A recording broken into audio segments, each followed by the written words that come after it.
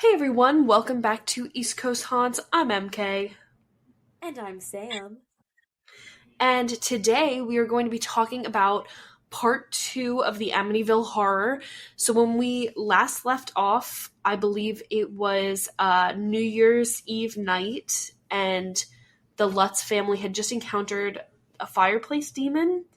And you're going to be a little bit lost if you haven't listened to part one, so go listen to that now and then come back to this.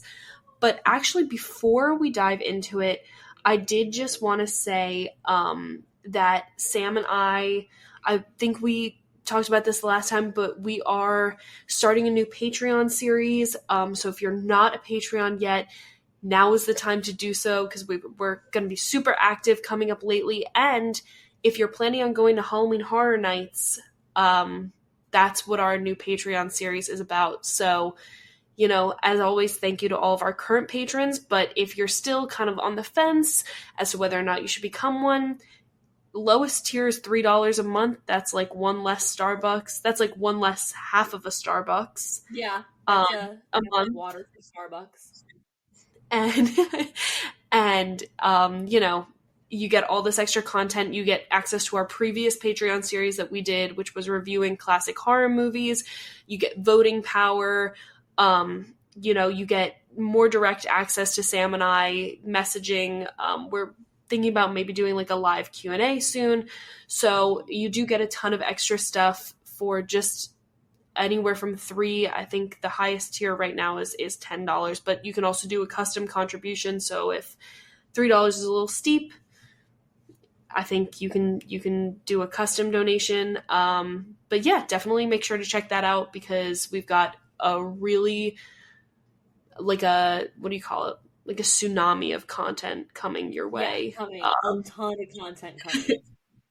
Just in And time it's for all exactly. And it's all really cool Halloween Horror Nights lore and what we can expect in the parks this year in Universal Studios parks. Intellectual property houses and some of their original content. So definitely make sure to check our Patreon out. But that being said, let's get back into the Amityville Horror. Let's Are get you into ready? it. Yes, I'm very ready. I'm a little bit nervous. Okay. This is only going to be, I guess, it's part 2 of the hauntings and part 3 overall of the Amityville house. Because part 1 was the DeFeo murders, which happened before any of the hauntings. So also go check that part out. But there is going to be one more part after this because I didn't want to cram everything into this last part, especially because it just escalates from here. So Oh no. So let's start fresh from January 1st, 1976. So after the incident with the fireplace demon, George and Kathleen Lutz, who are the mom and the dad of the family, somehow they fell asleep. Don't ask me how, I wouldn't have been able to, but somehow they knocked themselves out. And Melatonin. they are, yeah, maybe some sleepy time tea. And they wake up they wake up a short while later to their bed sheets being ripped off of them and a freezing wind whipping through the room. Ooh. Never a pleasant way to wake up, but extremely creepy given what we already have experienced in this house. So all the windows and doors on the second floor were open except the door to Missy's room. So George goes around and he closes all the windows and doors, and then he opens the door to check on her. And it's very hot in her room, like it's almost like an oven. And out of the corner of his eye, he sees the rocking chair going. It's rocking. No one's sitting in it, though. And Like the that. air is still. Air is still in that room, so it's not like the wind was rocking it. It was rocking on its own accord. And as soon as he approached it, it stopped. So he is All like, right. all right, not great. So he grabs Missy, and him, Kathy, and Missy all sleep downstairs in the living room. So they stay awake until about 6 a.m. They finally fall back asleep and sleep for maybe 1 or 2 hours. before George wakes up and he decides that he needs to go into the office because he's kind of been neglecting his work, and he owns the company. So he's like, maybe I should show face, especially because now it's being investigated by the IRS. So it is? It sure is. So they've been audited. And that was definitely not in the movie. I said that was no, definitely not in the movie. No, but it did happen in real life. So he's being audited. He's like, all right, I should probably show face in my office. So he leaves Kathy and the kids alone at home. And Kathy decides to call Father Mancuso, who, if we remember from part 1, is the priest who came to bless the house as soon as they moved in. He heard an ominous voice saying, get out, leave, and has since then been suffering with like flu-like symptoms. And towards the end of part 1, we talked about how he began to develop like blisters and sores on the inside of his palms, almost like a stigmata, which is, I guess it's like a belief in the Catholic Church that, you can develop the wounds. It's like a very high honor bestowed among some saints that they receive the scars of the stigmata, which are 5 individual wounds that correspond to the wounds that Jesus Christ received when he was hanging on the cross. So it's 1 on each palm, 1 on each foot, and then 1 in the side. So his palms are just getting worse and worse. So it's not quite the stigmata because he doesn't have anything on his feet or his side. And it's also not a scar. It's like this extremely painful boil. So it's almost like something's mocking him and mocking the stigmata. So he's in severe pain. But Kathy goes to call him, and the line connects very briefly. And all of a sudden, Kathy gets that same overwhelming perfume smell that last time she felt like she was being smothered with it, and she freaks out and she runs out of the kitchen and she leaves the phone off the hook so it disconnects. So the family, once George returns home, they enjoy a nice New Year's Day dinner together, and it's for the most part uninterrupted. So they're like, okay, feeling good about it, even though, it's been less than a day than the whole ordeal with the wind and the doors. And George goes outside to just check to make sure everything is locked down. And Harry, the dog, is still very lethargic, like not as alert as he usually is because he's a trained guard dog and usually he doesn't sleep a whole lot, or he's a very light sleeper, and he's been sleeping a lot lately. So George is like, all right, I'm going to take him to the vet tomorrow. But he goes back inside and he puts the kids to bed, and Kathy and George do their little nighttime routine of hanging out in the living room. And Kathy is sitting next to George, and she turns to say something to him, and right beyond George on the other side of the window is a pair of glowing red eyes just staring at Kathy. So she screams. Yeah. And George, I would also scream too, because I've mentioned this several times before. One of my worst fears is looking out and seeing someone looking back in at me. So that would be, I don't know what I would do, but it wouldn't be rational and it wouldn't be good. So were the eyes attached to anything? No, it was pitch black outside, so she could only see the 2 red eyes. So she screams, George jumps up and he runs outside, and he doesn't see anything outside the window, but he's shining his flashlight, and eventually the flashlight beam lands on tracks away from the house. To and away from the house. And they're not human tracks, they're not dog tracks, they're tracks of a cloven-hooved animal, like a pig. Ooh. Which is really creepy, because we talked about in part 1 that Missy, the youngest daughter, has met or made up some sort of imaginary friend, and this imaginary friend just so happens to be a pig. Okay. Very creepy. So pigs have cloven hooves. They do. Right? So okay. They were described to be, like the tracks of a pig. Okay. Creepy. Ooh, Don't like very it. creepy. So that's the night of January 1st, and it's past Happy midnight New now. Happy New Year! Welcome to your hell house. Year! Um, so now it's January 2nd. It's still like the night between January 1st and January 2nd. But I just wanted to transition because I've been doing like days so far. So now it's January 2nd. Next morning, George goes out to check if the tracks are still there. They were, Okay. even though it had snowed over that night, which was weird that Oh, they would still be there. I yeah. know. And he finds his huge metal garage door torn off the hinges. So this could Why? not have been done by human strength.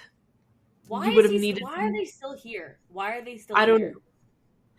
It's, I guess they feel like they have to because they bought into this house and now it's like, you got to see it That's all their through. money is wrapped into it. It's kind of like the same thing with the Conjuring house. Like they bought this house and they're going to stay in it if they Yeah. can. And like it's not like there's any physical harm being done to anyone. It's just kind of like freaky occurrences.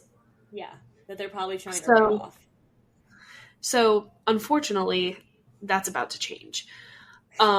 So George is like freaked out and he's like pissed off about his garage door because it's going to cost some money to replace, but he's also like, I don't know how that happened last night without anyone in the family hearing it. Like, it would have been made a great deal of noise. So at this point, he's still kind of trying to rationalize it. He's like, all right, maybe I'll call the police. Maybe it was a vandal. But nothing I can do about it now. And I have to go into the office to deal with this IRS business.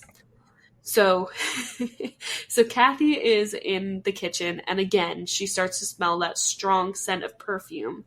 But this time, it makes contact with her. So it grabs her two wrists and it kind of like holds them almost as if she's in handcuffs. Okay. And then she feels a presence behind her, which grabs her shoulders really tightly. So it's like two separate presences. And she begins to feel this like immense pressure as if she's being like squeezed in between these two presences. And it's enough that she has a panic attack and she passes out on the ground. I do not blame her in the slightest. Yeah, I would do the same, I would think. It's a very scary feeling to like have these interactions and then all of a sudden like now they're interacting with you. Yeah, and honestly, maybe it wasn't even a panic attack. I mean, like, couldn't she have been like passing out from like, I don't know. I feel like there's like a million reasons that she could have passed out.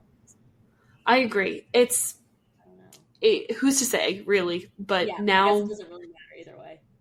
now there's some sort of like physical harm being imparted on the family, right?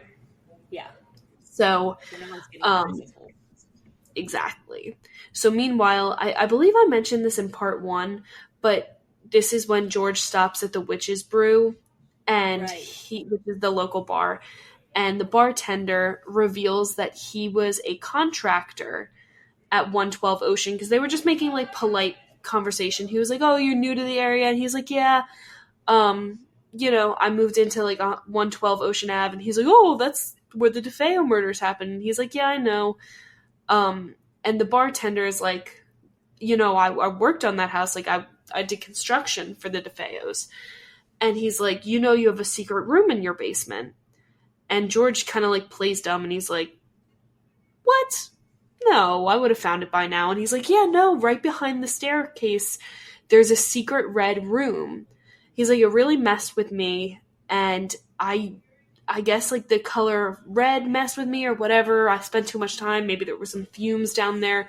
But I kept having these like horrible nightmares of like these hooded figures sacrificing pigs and dogs. Oh man. So Oh man. I really don't have anything to say about that besides This is just so bad. I know. It's like at what point do you put two and two together and be like, you know what? Maybe it's all in my head, but I'm not willing to take that chance. Yeah, I know. He was too focused on the IRS coming after him, I think. Honestly, yeah, his mind is other other places, and I don't really blame him. So You really can't. You can't blame him that much. I feel bad for this family just because they were like, yeah, this is like a great house. Like, we've got the boathouse, we've got a swimming pool, all of our kids have their own room, like, you know, whatever. And If it seems this too is good what to be happened. true, it probably is. Exactly. That is the motto of the story, I think. Yeah.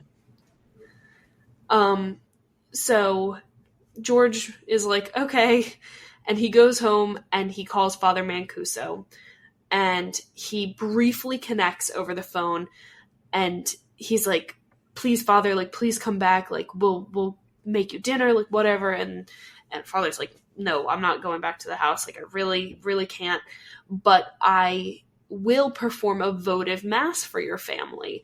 And then immediately the line disconnects.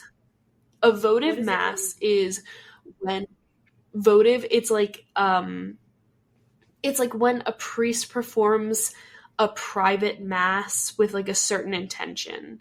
So he'll perform like the sacraments that are usually performed in a mass, but there's no congregation. And he's doing it specifically for that intention. Exactly. So he goes and he performs this votive mass. Yeah, it's nice. It's as nice as he can be without actually being like physically involved in this again. So he goes and he performs this votive mass for the family, and immediately he, like, upon returning home, he opens the door to his apartment and it's filled with the smell of human excrement. So that's disgusting. Yeah. So it smells like poop. It's really, really quite gross. There's no way around it. Really disgusting. But he does note in the book that, like, although demonology is not like his strong suit, like, I guess I don't really want to speak too much on this topic because I'm not like super well versed in like the seminary, but I believe you can like go certain paths, like almost like a college major, I believe. And his was not demonology, but he did, I guess, have to take like some sort of like demonology class. And that makes sense. The one thing that they like that really stuck with him was like, if it smells like human excrement, it's like a sign of the devil. Like, if it makes sense in that context.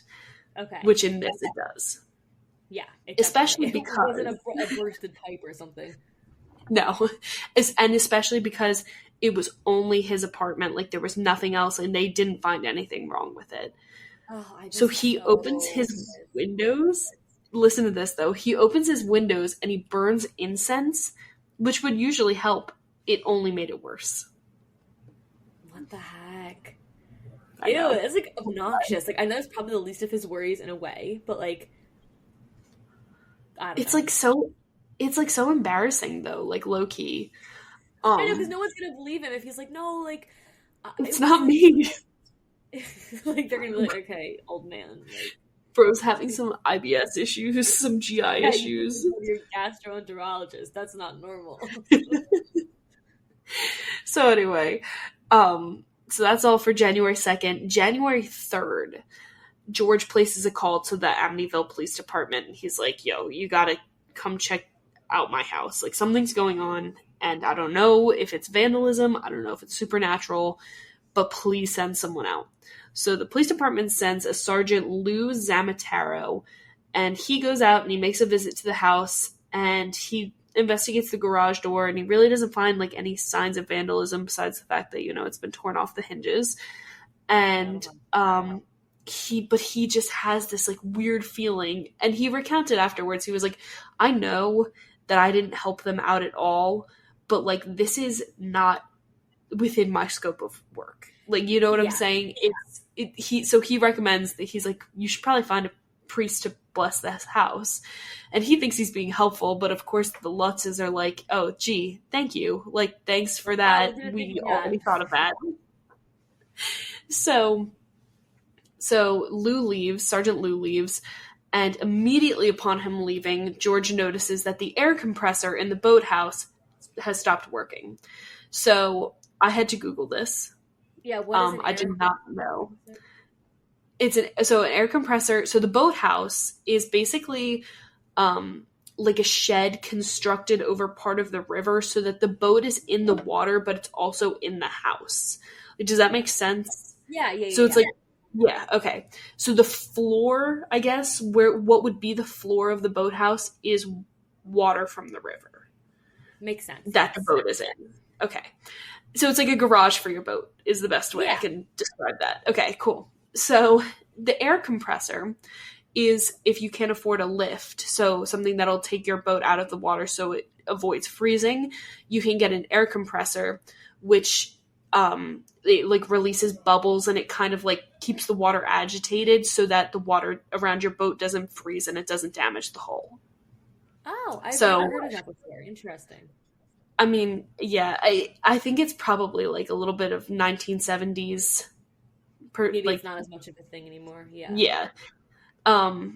But has stopped working, which is kind of a big deal because now he's like, oh shoot, like I don't want it to freeze and damage my boat. So he's like, oh, maybe I have like another battery in the basement. So he goes down to the basement to get some parts, and immediately he notices that there's the horrible smell of human excrement, and shockingly, it's coming from the red room behind the stairs. Okay. So he's like, this is disgusting, and it's actually so strong that it causes him to vomit. Wow. So it's strong. And he's like something would have to smell really, really, really, really bad to cause me to physically throw up. Well, especially because George is an ex-Marine.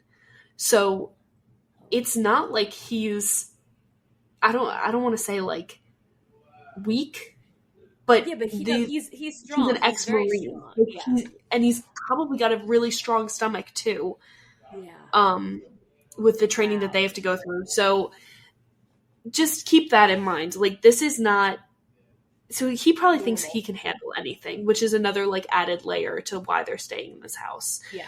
But you're right. That night, Kathy, who is not an ex-Marine, comes and she confronts George, and she's like, I want to leave. And he's like, we have to stick it out. Like, you can go stay with your mom for a little bit. Like, we'll figure something out. But... like we can't leave this house. We'll figure it out. So they're kind of going back and forth, and they walk into the living room to do their like nightly little chatter, like, you know, read their book, knit, whatever in the living room. And the ceramic lion that I mentioned in part 1, which had previously been moved to the sewing room, is now perched on Kathy's side table with its teeth bared in a snarl, and that was not its original pose. What do you even do in that situation? I don't know. When the stone changes shape, that is it. Yeah, I guess like even that I would be like, maybe I was just tired and like seeing things, but. So Kathy screams, and George takes it and he throws it outside. And he throws it in the trash outside.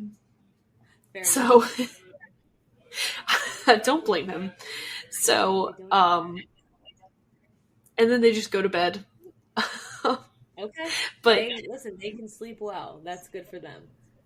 Yeah, but now moving on to like January 4th and 5th, they're like milder days, so I'm going to do them together. But so January 4th, George wakes up at 3:15 to the sound of a marching band downstairs. Okay. Like a literal marching band? Like a literal marching band. He said it was so loud that it was like shaking his bed, and he was like, he thought he was going to go deaf, but the rest of his family was sleeping completely soundly. So he runs down the stairs, and as soon as he hits the lights in the living room, the music stops completely. So he's like, this is so weird, but he like goes upstairs and he goes back to check on Kathy, and he finds her levitating above the bed. Okay. Whoa. And she's drifting towards the now open windows. Okay. So I feel like these hauntings are like unhinged. Like there's a marching band playing in the middle of the night. So much so that he thinks he's gonna go deaf. And then when he Yep. gets back up, his wife is in the air. Like, what? Even, like, I know that a lot of people, like, think that this is a hoax, and I'm gonna get into a little bit about that in the next part. Yeah. This is a lot. It's a lot Like, to make it's up. almost like you're not even. It's like such a bizarre haunting. It's like what? It almost makes me like be like, okay, well, why would it be like why would they make up these like random things It's that are so like random. so outlandish? Like, because they could have thought of scarier things than like a marching band, but they're just Yeah. like, you know. That's why, like, not to discredit it, but when we did the Sally house, I was like, okay, this is, like, freaky, Yeah. but it's, like, stuff that I could have thought up. I'm never gonna be like, I think my house is haunted, and it's because I heard a marching band in the middle of the night. What? Right. Right. What? Or I saw my my like little dragon statue change its facial expression. Like it's just like random things. Yeah. So anyway, George doesn't tell her. She like briefly wakes up because he grabbed her, and she, as soon as he touched her, she like fell to the floor. So a good few foot fall, and she's like, "What happened?" And he's like, "Oh, you just fell off the bed." He didn't want to tell her she was levitating. No, but the next, honestly, I would appreciate if my husband kept that from me. So yeah, I don't want to know if I'm levitating, boys. Me either. Not really. So the next morning, George is like, no, I'm going to call Father Mancuso. And right before the line disconnects, so, we've been having this static, the line has been disconnected. Something in this house does not want George talking to Father Mancuso. Yeah. So right before this line disconnects again, Father Mancuso agrees to try to help them again. Okay. Finally. Okay. Immediately, the blisters disappear on his hands. He hangs up the phone, and he looks at his hands, and they're gone. Which is weird. To help? Mm-hmm. Which is weird, because you would think that they would have gotten worse or whatever. Yeah.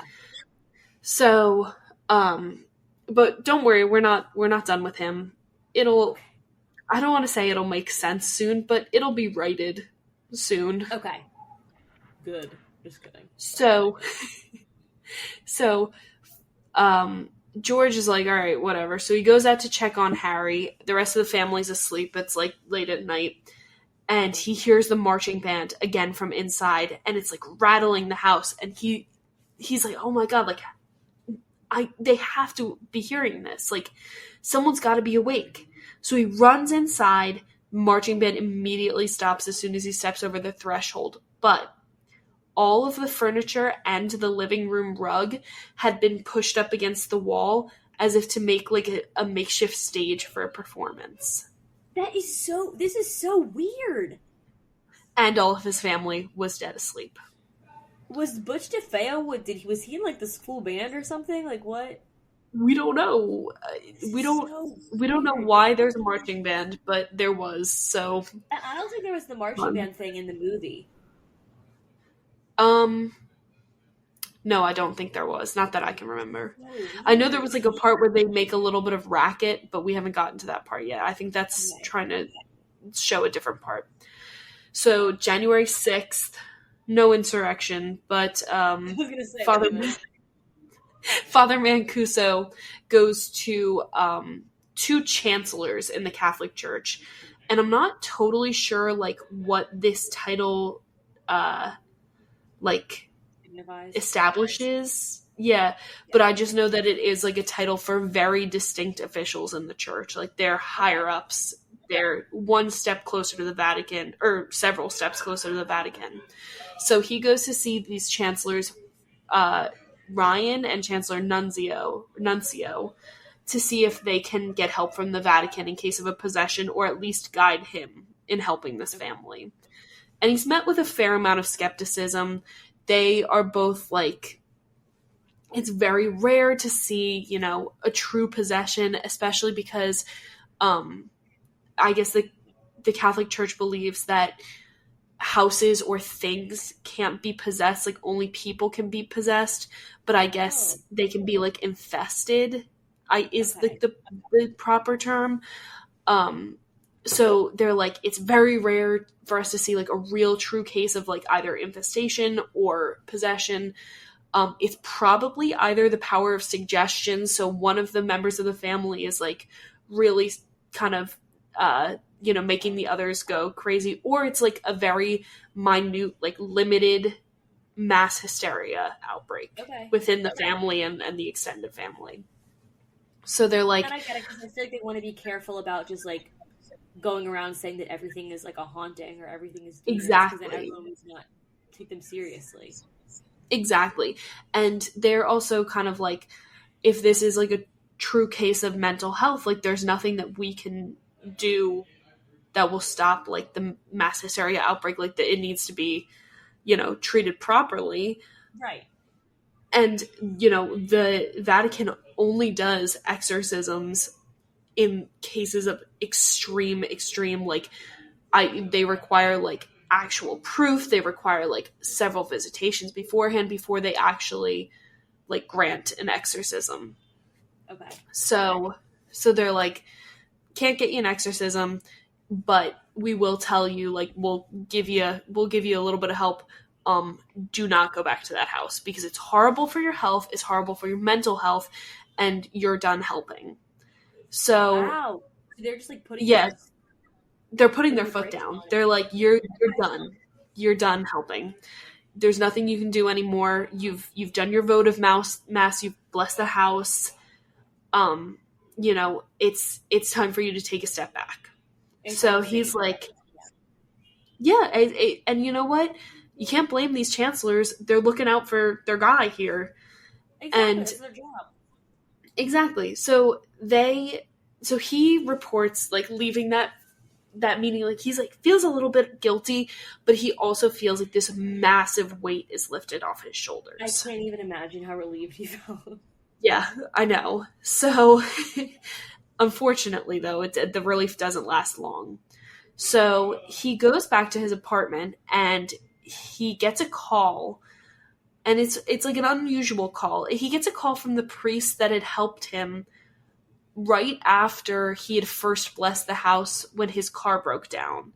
And he had come and he had picked him up, and he had reported that his windshield wipers had gone crazy. And Father Mancuso has not spoken to this priest since that day. And remember, it's been like 2-3 weeks at this point. Right. So it's not like this is a regular conversation. So he answers the phone. He's like, hey, Father, like, he's like joking around. He's like, have any more problem with your windshield wipers? And he's like, and the other father's like not in a joking mood. He's like, no, like, why? Has like anything else happened with your car? And he's like, oh no, like, I was just asking. And he was like, well, I just got like a really weird call. And the person on the other line, like, didn't introduce themselves, but they told me to contact the priest that I helped a while back and tell him to not come back or he'll die. So Father Mancuso is like, who, like, do you know who it was? And the other priest is like, well, I asked him who it was, and his only response was, the priest will know who it is. Oh my god. So okay, so if it wasn't enough that the super high up people in the church told you not to go back, that's when you step back. That's when you're like, I okay. wonder what the voice. I would love to know what the voice. Actually, I don't really want to know what the voice sounds like, but I am a little curious. Oof. Yeah, it's. I don't know. That would freak me out beyond me even taking the financial bath on the house. And so Father Mancuso's like, all right, I'm not going back to this house, but I will, like George is gonna wonder why I cut things off. So he calls George one last time, and he's like, I can't help you anymore. I can't come back to the house. Like, I'm under official orders from the church, and also, like, it's just bad for my health.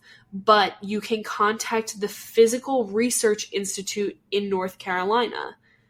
And George is like, why would I like, what, like, Physical Research Institute? Like, I need a priest's help. And Father Mancuso is like, sorry, can't help you. And so the next morning,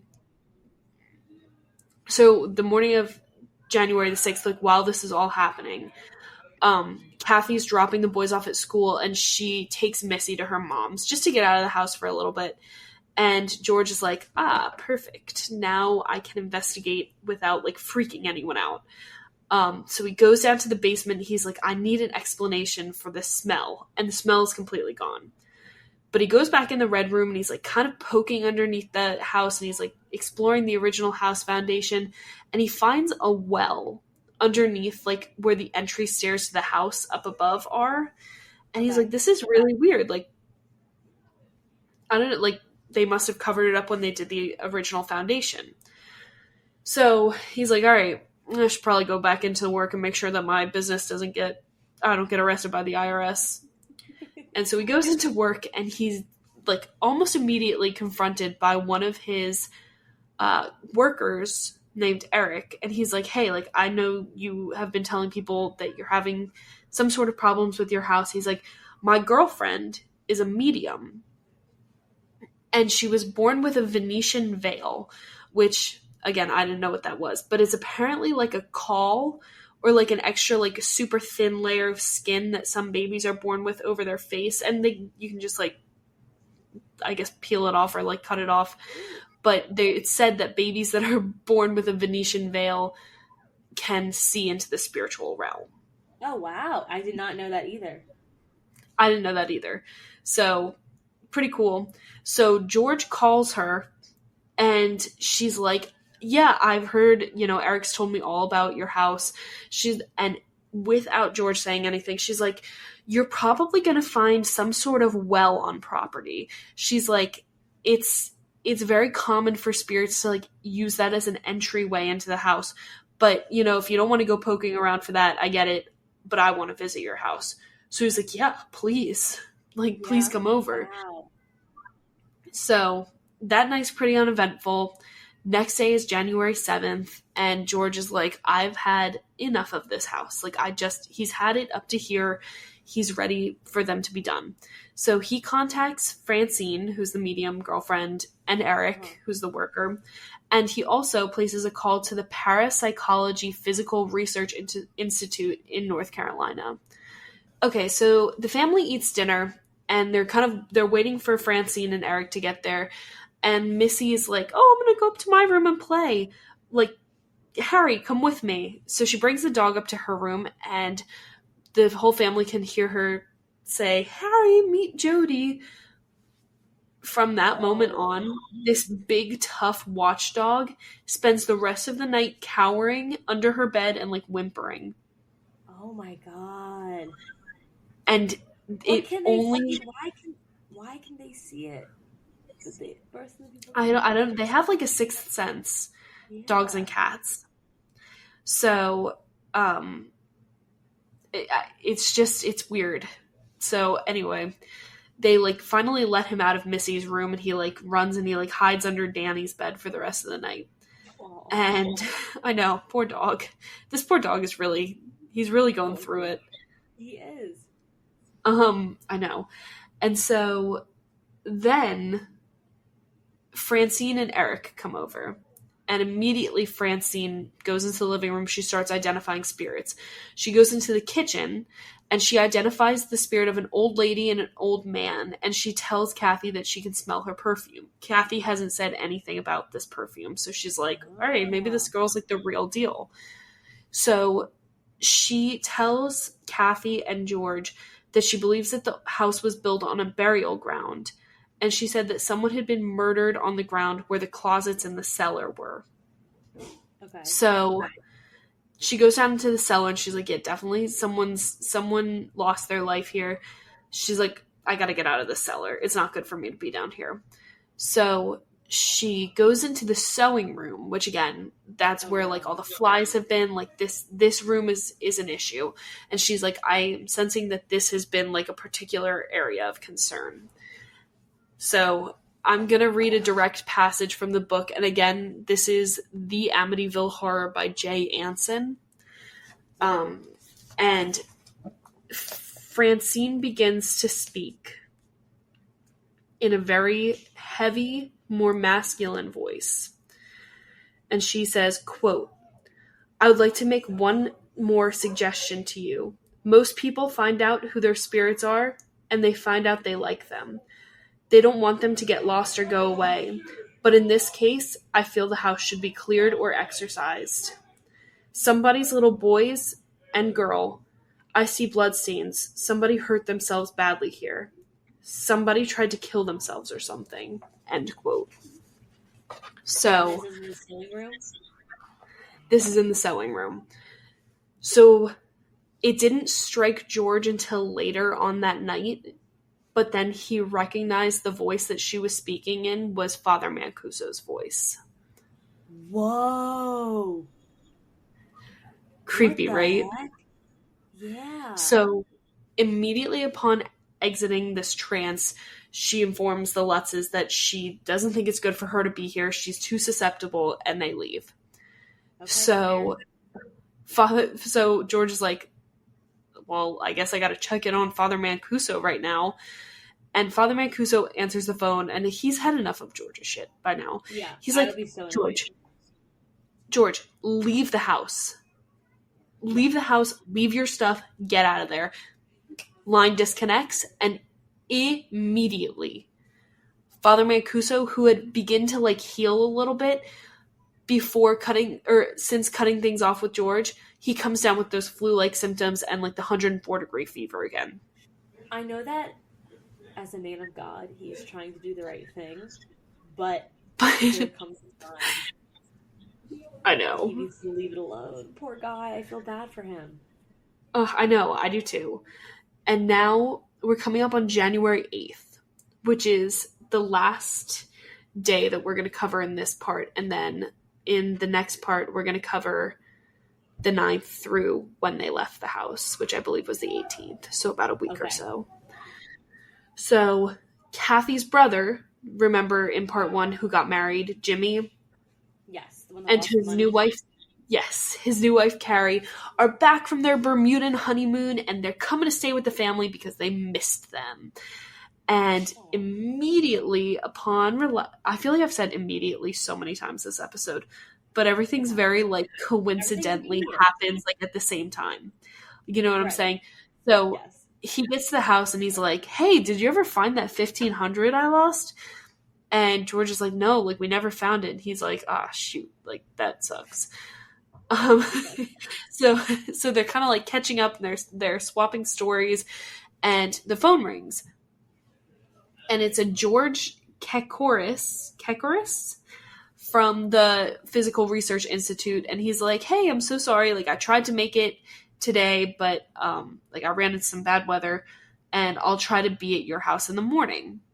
So they're like, "Oh, great, awesome, finally someone's gonna do something about this." And on that happy-ish note, they're like, "Okay, let's go to bed early, everyone's tired, we've had a lot of traveling, they're jet lagged, whatever."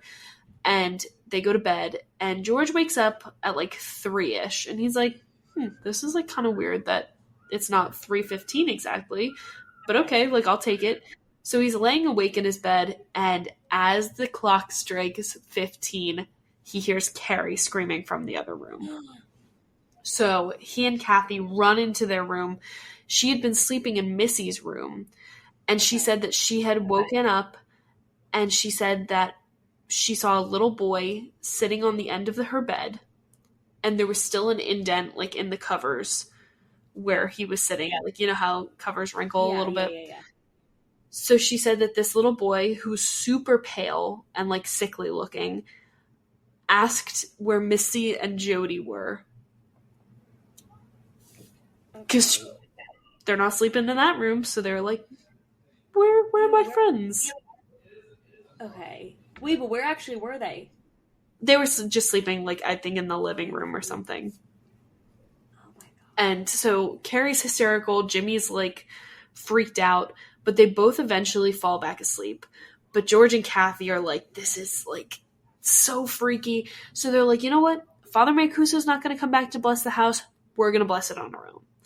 So Kathy goes into the closet, and she takes down the crucifix that was hanging upside down in part 1. Right. And it's a big silver crucifix. and they go and they start blessing the house from the bottom up. So they finish most of the first floor, but they start to say the Lord's Prayer in the living room, and a chorus of screaming voices begins, loud enough to shake the ceiling, shake the chandelier, and it's all like nonsense, like overlapping chatter, or I guess not chatter, just like screams, like overlapping screams, until they all synchronize for 1 second to yell, "Will you stop?" And then it fades out. Okay. And that's where we're going to leave part 2. That is the creepiest way to end this part, by the way. I know.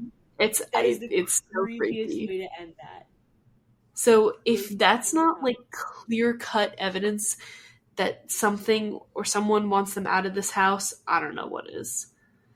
It's something or someone wants them out of the house and they want them to stop trying to like exorcise them or to get the other beings out of the house. They're like, this is our place, you go. It sounds like. Yeah. Wow. So anyway, that's part 3 of the Amityville Horror. And I guess next week is when we wrap everything up, right? Oh yeah, and it's just gonna get worse. So it's just gonna get worse. Good. I'm interested for the next episode, especially. I'm really excited to hear about the claims that it's fake, because it just seems so fantastical. Like, I understand why people think it's fake, but like, there's also a part of me that's like, why would they make it up? I don't know. I don't want to sound stupid, but I just realized that I skipped over what I think is the freakiest part of this part. I just skipped right over it. Oh my god! So, so 2 a.m. on the night, I guess it was the morning of January 8th, so right before Jimmy and Carrie come. Okay. George wakes up and he's like, I need a beer right now. Like, I need a beer. And he's like, I can't just get one from the fridge. Like, it's not going to quench my thirst. Like, I need to go to the witch's brew right now. Okay. And, so weird. Which is like weird. It's like weird. But he like starts to get out of bed, and then he realizes that Kathy is levitating again. So he goes to like grab her to bring her back down, and he notices that she now has the face of a 90-year-old woman and is foaming at the mouth. Bro. So he screams. She wakes up. She screams because she doesn't know what's going on. And she runs to the mirror and she sees that she has this like complexion of a 90-year-old. And suddenly like the wrinkles right before both of their eyes like begin to fade. But in their place are 3 deep black slashes that cut all the way down her face. So she's freaked out. She's thinking she's going to be disfigured for life. And luckily for her, before the time Jimmy and Carrie got there, they faded. I just don't understand why. It's fear. They're trying to instill as much fear in these people as they can. Yeah, like, as the demon. Why did she have the face of a 90-year-old woman? That's so random. Yeah, that's what I'm saying. Is like I think it's hard to like make this stuff up. I agree. Random. It is so random. I know. Okay, I'm glad that you went back to that, because that's very bizarre. The most bizarre part is that he was going to get up at like 2 a.m. and like walk and go get himself a beer. Local pub. Yeah. Also, it's not like a college bar. It's a bar in like not the middle of nowhere, but it's like the local bar. Like, why would it be open? By the time he gets there, I would bet that they're closed. That is so weird. I mean, I understand that in times like this, it's easy to turn to alcohol. You know, we've heard it time and time again. But, bro, also, don't leave your family alone in the house while you go get a brewski. Rude. Bro wanted a brewski with the bros at the witch's brew. So weird. Creepy. Did a crack open a cold one with the boys. With the demon boys. Cracking open a cold one with Lucifer. But Anyway, that's part 3 of the Amityville Horror, and you don't have to wait very long for part 4. So I'll talk to you guys soon. we will talk to you soon. Keep it spooky. And that one might be special because we are probably going to be doing that one together in person and not virtual. So thank God. Get ready. Get ready. I can't wait. We're going to be back in the same place. Nowhere on the East Coast is safe. Nowhere on the East Coast is safe. Exactly. We're going to be tearing down that coast. I don't know. Exactly. Okay, anyway. Right up the coast. Thank you All right. for listening. And until next time, we're just two ghouls creeping it real. Ooh, spooky. Bye. Bye.